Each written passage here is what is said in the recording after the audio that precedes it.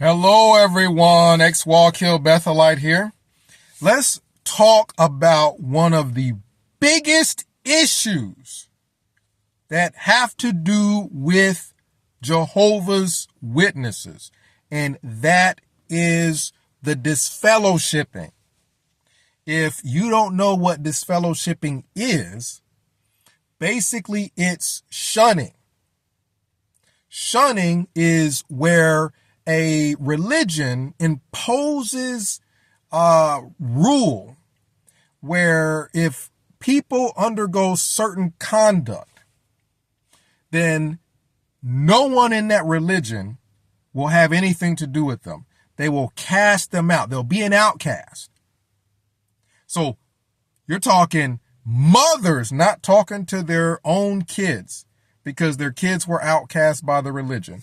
You're talking close blood family relationships and ties being severed because the Jehovah's Witnesses put a restriction called disfellowshipping on a person, causing everyone else who's a Jehovah's Witness to stop having anything to do with them. So this has caused a huge, as you can imagine, huge uproar with people who have not spoken to their own mother or father in some cases, or siblings, or all the above, including friends and years, decades, completely destroying close family relationships. This is huge, and we really want to talk about it. And we want everybody from all sides to be able to comment down in the comment section how they feel about the disfellowshipping. Even if you're a Jehovah's Witness and you want to discuss that you think it's a good thing, discuss it down in the comment section, because it needs to be discussed. It doesn't need to be something that Jehovah's Witnesses do, but we don't really go out and tell people that we do it, or it's something that we don't really advertise. You know, we want to talk about the love, but we don't want to talk about this part of the religion where no one decides to talk to you anymore, including your own blood relatives, right? We want to talk about everything. Be open about everything. There shouldn't be anything in a person's religion that they're ashamed to talk about. So let's talk about disfellowshipping. Now, why do Jehovah's Witnesses do it? Let's talk about it from the Jehovah's Witness perspective here, because I'm sure a lot of Jehovah's Witnesses feel we're just under attack when people talk about our religion. They don't want to try to be fair. They just want to attack. We're not trying to do that. We're trying to, at least in this video, have an open discussion. So let's talk about it from the Jehovah's Witness perspective. And to do that, I'll have to go back to my days of back when I was a Jehovah's Witness. And the reason I thought it was a good thing back then was pretty much the same reason you and I both feel a certain level of comfort that we're not going to be attacked by a wild mob in our sleep. That we can go to the store and buy groceries and pull out our money and not have a mob of people standing right by the register waiting for us to knock us over the head and take our money out of our hands, right? Because we have laws that state that is not the type of conduct that we're going to stand for. Not only do we have laws, but we have law enforcement to enforce the law. So we're not just telling people don't get a raiding party and go run in somebody's house and take their TV. because it would be nice of you not to do that. We're not just telling people not to do things based off of just hoping they have a good heart. We're telling them, don't do it. If you do, we're going to put you in jail, and we're going to put you in jail for a long time. We're going to separate you from everything and everybody that you care about for years. If you do X, Y, Z, if you commit murder, we may kill you. And if not, most likely we will isolate you in a dungeon for the rest of your life.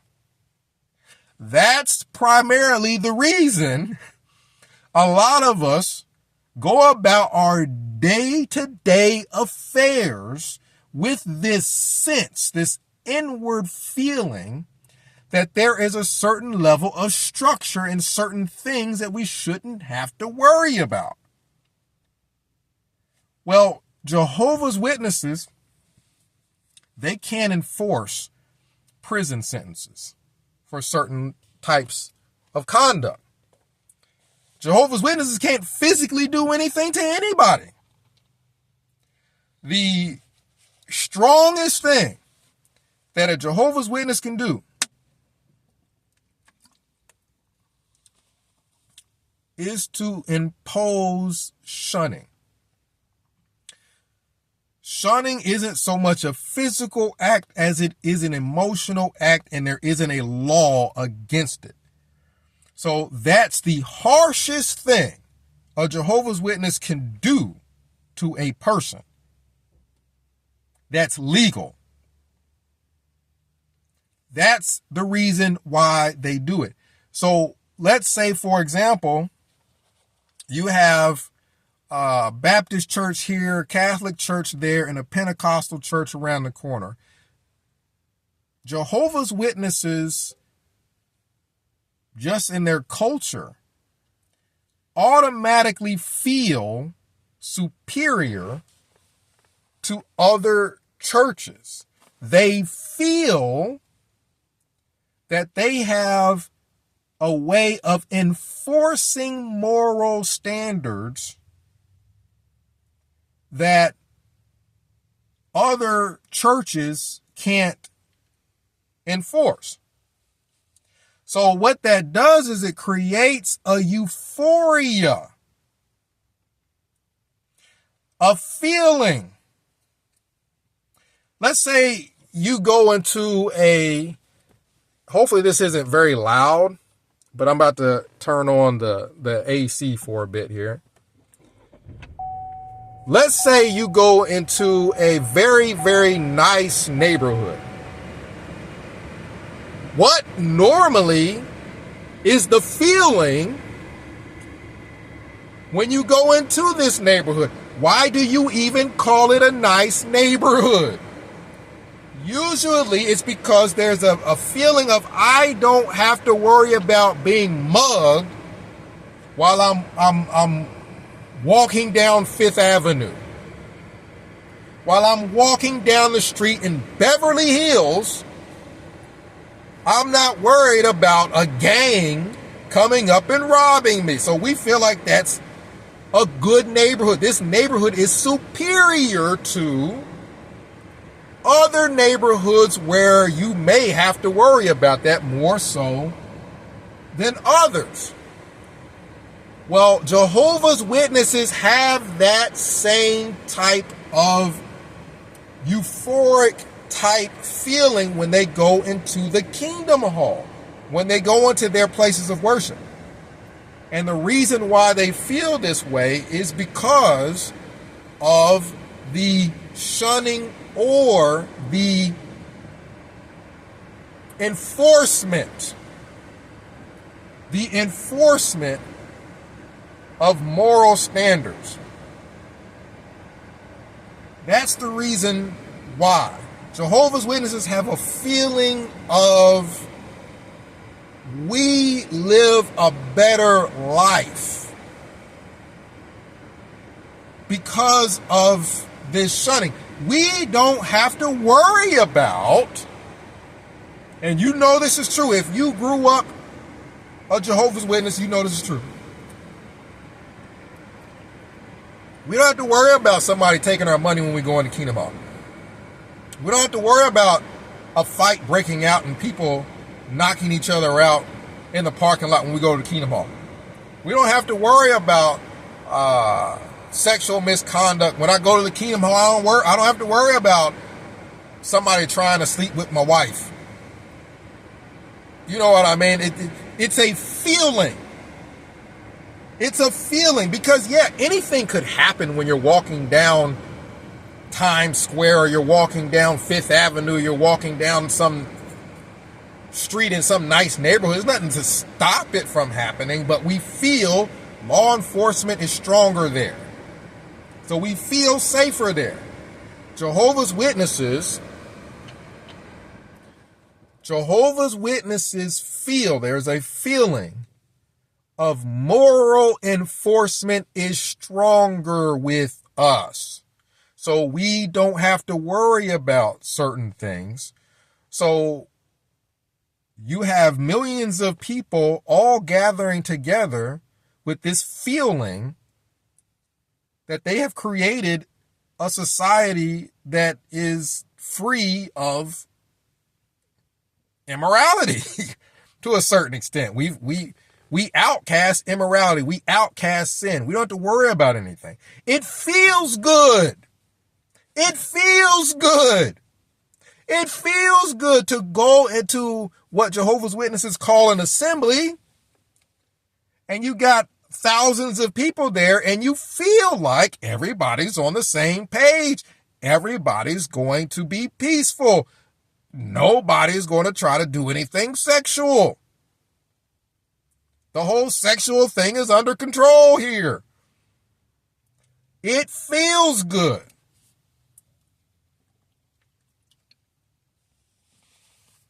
This is probably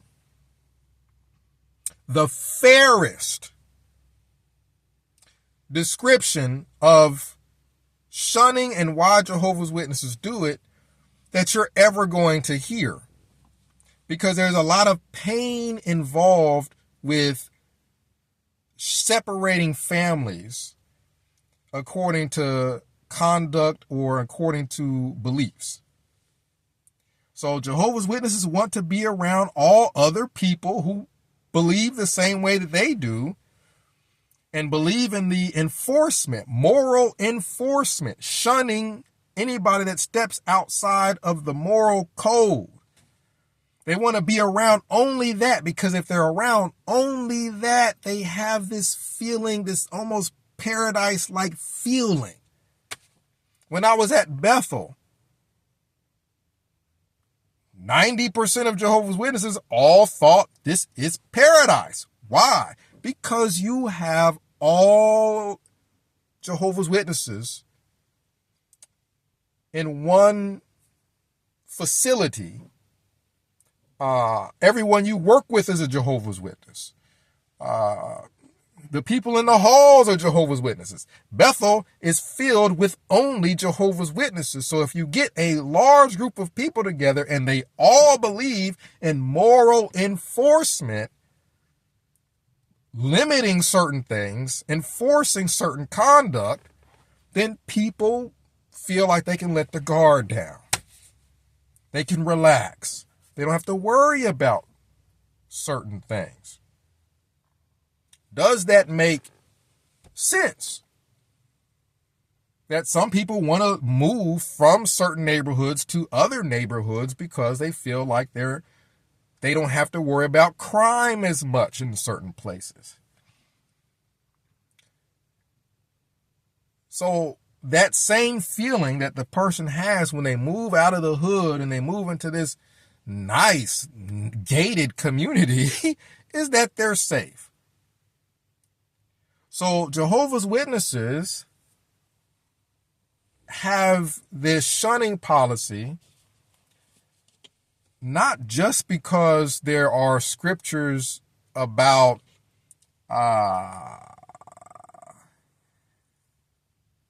not having anything to do with people who are drunkards and this, that, and the third. There's scriptures about that. That's not the only reason, though. One of the main reasons is this feeling of safety, this feeling of euphoria, this feeling of I'm amongst a whole group of people and they all have this high moral standard. And it's culture shock when people step outside of that. And when they step outside of that, the definition of what a man is and what a woman is changes. Certain things in society make Jehovah's Witnesses feel so comfortable in an environment where these topics don't even come up. They don't. What a man is, what a woman is, what a bisexual is, what a trisexual is, what all these different things are. They don't even exist in Jehovah's Witness world. So they feel more comfortable. They don't have to change with the times, so to speak, right?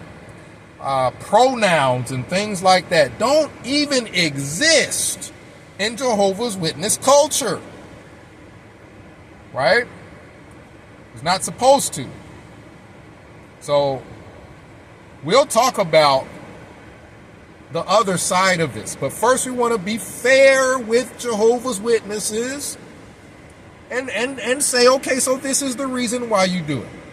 So you're willing to sacrifice your family in order to try to create an environment where there's no violence, there's no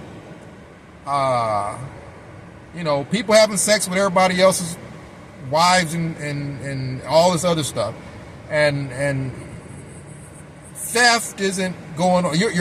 You're willing to sacrifice your son, your daughter, your friend of 30 years and not speak to them ever again if you feel that ousting these people who are involved with certain things or who don't believe in your religion will create a euphoria, will create a safe place.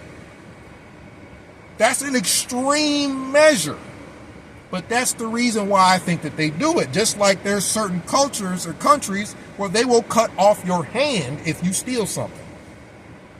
You would say, well, that's extreme. Well, they think that's going to eliminate certain things and create an environment where people don't feel like they have to worry about theft because don't nobody want to get their hand chopped off. Let's talk about the other side, because I feel like I have been very, very fair with Jehovah's Witnesses and talking about shunning and talking about why I think that they do it. And I talked about the scripture part, but the main reason, we all know Jehovah's Witnesses feel superior to Baptist, Catholics, and everything else. A lot of them start telling you about why they became Jehovah's Witnesses by starting off saying, well, they came from such and such a church and that church was doing X, Y, Z. So we're being fair here. Now let's talk about the other side of it. Because a lot of churches, believe it or not, Jehovah's Witnesses, a lot of churches all teach the same thing, that somebody trying to sleep with your wife is wrong. That people having sex outside of relationship or family and things like that is wrong. Having all these kids and running off is wrong. The vast majority of churches all teach this, but this is the difference. This is the difference. And of course you can find some church somewhere that is liberal. Like they'll have a female pastor and the pastor will have a pronoun and the pastor will have a wife. You know, like she's a woman and she'll have a wife, or the pastor's a man and he'll have a husband. There's no law that's going to stop it. So you're going to have people that do that.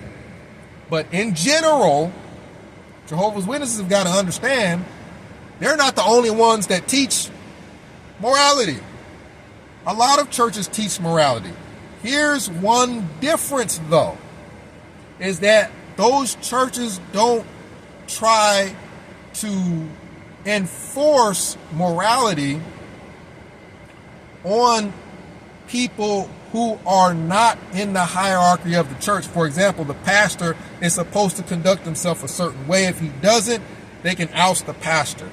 The deacons, the choir director, certain people who are up in the forefront of the church, they need to be a certain way. If they're not, they can be ousted, and I know that's a fact. I know that's a fact because I've seen Baptist churches vote pastors out because of certain conduct. The difference is they're not trying to enforce it on every single person in the church. Each person in the church is supposed to be Christ-like and work on those things on their own. They're not going to tell a person that their mother and father and brother and sister can't speak to them anymore until you stop doing X, Y, Z. So what ends up happening is people are more open about what they're involved with. If a person is going to a Baptist church, but they're going to the club, sometimes clubs will put a stamp on your wrist to show that you paid to get in the club. Some of these people come into church with the stamp still on. They know it's wrong because the church is teaching them that going to the club and getting half naked and dancing and twerking your butt everywhere and having people who you don't even know grind on you and getting drunk and falling out everywhere and having shootouts in the parking lot. The church is teaching them it's wrong. The church is just not shunning. It's not enforcing it. Right? Everybody is like, okay, well, we'll get judged when we're getting judged, but up until then, we're going to try to work on this. Here's a benefit to that. If you are going to a church, let's say it's not a Kingdom Hall, but you're going to a church, we're being fair, and you want to find somebody and you're wanting to get married and build a family. Well, you want to find somebody that's got the same morals as you do, or are on the same page, even if they believe something is wrong, like alcoholism, but they're drinking all the time every day. You don't want to be marrying somebody like that. So one benefit is that people are less likely to hide who they are because they're not worried about losing their whole family if they find out what they're doing. So you can find somebody who conducts themselves in a way that you want to be associated with, that you want to build a family around. You can find someone that conducts themselves in that manner without the pressure or the threat of shunning. This is just how they are. They're not worried about getting shunned because there's no shunning in certain churches. They're just behaving in the way the church teaches because that's how they feel too. So that way you can find somebody who has the same morals as you, easier in churches. Just steer clear of the girl who's got the stamp from she just came from the club and just took off her booty shorts and put on a regular church dress to just rush to church. Just avoid that person. I don't mean shun them. I just mean don't go marry them if that's not what you think is. You're not going to be happy with that. It's easier to do it that way. People are open about where they are in their walk with Christ. They're more open about it when they're not worried about things like that. Because even in our society, there are criminals who hide what they do. They're not open about it because they don't want to go to jail. So amongst Jehovah's Witnesses, there are people who are not open about how they really are. They don't want to get shunned. And when Jehovah's Witnesses are trying to keep people from having sex outside of, marriage and family and all that good stuff, that's not a bad thing per se, trying to build families. The problem is when fantasy meets reality, reality tends to win. So this fantasy that Jehovah's Witnesses are in this euphoria and everybody's good and they don't do anything immoral is not true, and people find that out the hard way because they're going to try to marry somebody who's a Jehovah's Witness. They've got a stipulation where you are supposed to only marry a Jehovah's Witness, not a Baptist, not a Catholic, nothing else. And they're going to marry them typically pretty fast, within 6 months. If they're in some circumstances, a year. I don't hear about too many Jehovah's Witnesses dating for much longer than that. And typically that type of dating is with chaperones. People are there watching you. You're not spending time alone with this person. So for 6 months, you can go to parks and hold hands and go to a restaurant and have somebody there. And if this person is involved with something, let's say pornography or something like that, they're not going to be open about it. They're not about to try to lose their whole family and get shunned and have it announced up on the stage of their particular religious community that such and such is now condemned. No, they're going to hide it. So within that little 6-month window that you're dating this person, you ain't finding out none of this stuff until after you marry. I have seen so much happen. I was raised Jehovah's Witness. So amongst Jehovah's Witnesses, they believe that men are supposed to be the head of the household, and that women are supposed to be submissive, and that men are supposed to love their wives more than themselves and treat them certain ways. And that ain't always what happens. That's probably not even mostly what happens. I have seen women say stuff to their husbands that you would not believe. I'm talking about levels of disrespect you would not believe. And they're Jehovah's Witnesses. The husband is a Jehovah's Witness. The wife is a Jehovah's Witness. I'm not taking one side over the other. I don't know why she's saying that stuff to him. I'm talking to him like he's a child. He ain't no head of nothing up in there. I'm talking she do what she want whenever she want, and he ain't got no say. That's more of the reality. So what happens when your fantasy falls flat and you meet with reality? Because there is no way of eliminating sin. Disfellowshipping is not going to eliminate sexual immorality. It's not going to eliminate a husband abusing a wife. Jehovah's Witness husband, I've heard of them throwing things at their wives, spitting at their wives, grabbing their wife, slamming their wife up against walls and yelling at them, using physical force on their wife. It's not supposed to happen according to the Bible.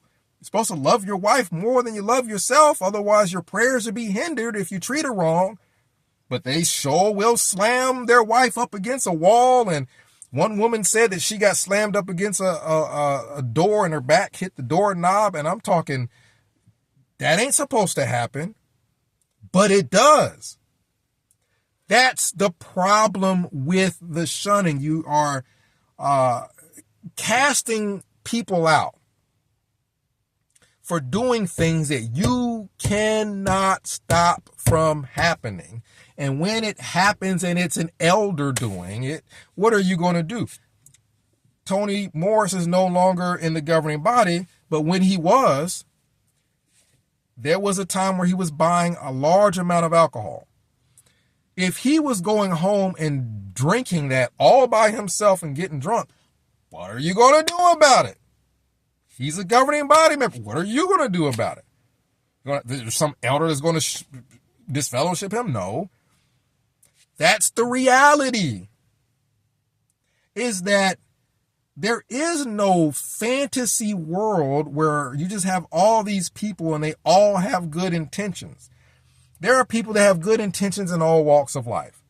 But there's no place where everybody's got good intentions and everybody's doing the right thing, and there's some law that's going to stop it. Because in reality, we have laws that are stricter to a certain extent harsher than what Jehovah's Witnesses do. We got freaking death penalty, and it ain't going to stop people from killing. It is not. It has never stopped people from killing. There are people who are killers, and they're going to kill, and the death penalty is not stopping them from doing it, and you can't get too much harsher than killing people. Gassing them or lethal injection, and it's not stopping it. So reality meets fantasy and wins. I don't go out in public thinking I can't get touched, I can't get robbed, I can't get, this is not going to happen in society because we have this law. Jehovah's Witnesses do feel like they're better than, this doesn't happen in the Kingdom Hall, but it happened in the Baptist church. Oh, it happens in the Kingdom Hall. It happens at Bethel. Why was Bethel producing a video about not masturbating with pillows if it don't happen? It happens in the Kingdom Hall. The problem comes when there are people who are under this fantasy that it doesn't, and then they lower their guard, and then things happen to them, and they're not prepared for it. Like they get married to somebody in 6 months because they think, hey, it's a Jehovah's Witness, so everything's going to be okay, and it's not. Oh my goodness, I done seen guys get chewed all up and down by their wife, and I'm, as a Jehovah's Witness, thinking that ain't supposed to happen. But it ain't stopping her. She chewing him all up and down in front of me. There was a time when a woman was afraid her husband was going to physically hit her, and we were out in field service. And I'm thinking, he's joking, right? No, she wasn't. Were they both Jehovah's Witnesses? Yes. That don't mean everybody's going to behave. That's not what that means. So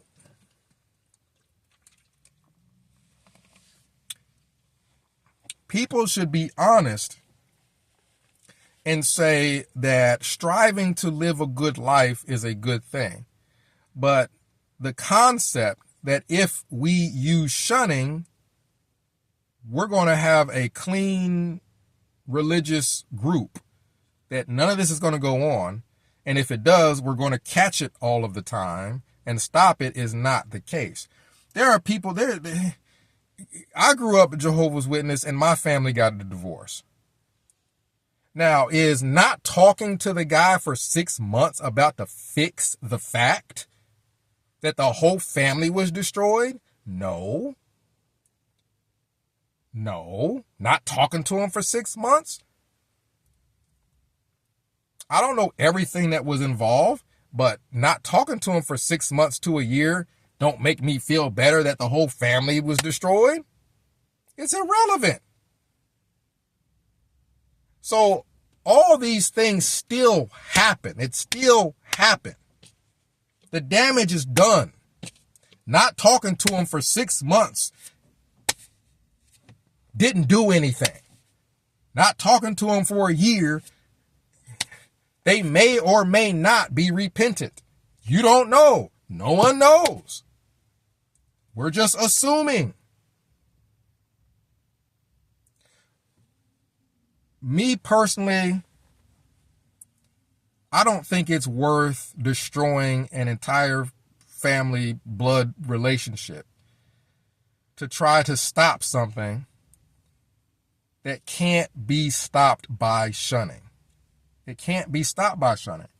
I can understand not wanting to associate with people outside of your family that's involved with certain things, but to just not talk to somebody, not talk to your daughter for 20 years because she don't want to be a Jehovah's Witness, that's extreme. That's extreme. So comment down below. Let me know what you think. Trying to be fair on both sides. The damage shunning does is astronomical, and the effect that it has it doesn't clean the religious group. The religious group is not pure. Marriages are not all good because of the shunning. People are not all trustworthy outside of the kingdom hall where they're going to behave because they don't want to be shunned because of the shunning. It makes people hide things. And I think that there should be something done to keep people who are in the forefront of a religion, your elders, your pastors, your this, that, and the other, your priests, to keep them from just doing whatever. But you can't force everybody to be moral. And in fact, I think it's better not to try to force everybody to be moral. It's better to have people be themselves, be where you are in your religious walk, your spiritual journey. Be where you are. Why? Because that way, a person who's trying to marry somebody they want to marry somebody who has a high moral standard. How are you going to do that when everybody's pretending to have that because they don't want to get shunned? You can't. You don't know. Everybody's pretending to do it. And with Jehovah's Witnesses, you can only date them for 6 months to a year to even figure this stuff out. It's a crapshoot. It's easier if people are comfortable being themselves and let God judge them. Isn't that who's supposed to be the judge? Let God judge them. Yes, if a person is out wife swapping, doing all kinds of crazy stuff, they shouldn't be an elder. They shouldn't be a ministerial servant. They should just be sitting somewhere listening like everybody else, right? But having their entire family not speak to them didn't stop what they did from happening. It doesn't stop it from happening in the future. All it does is add a whole lot of pain and make people feel like their organization is clean when it's not. In society, if a person is caught doing certain things, there's certain levels of legal action that can be taken. But in society, we don't even do that. We don't just not talk to anybody that we think might be involved with something. So comment down below. Let me know what you think. X Wallkill Bethelite signing out.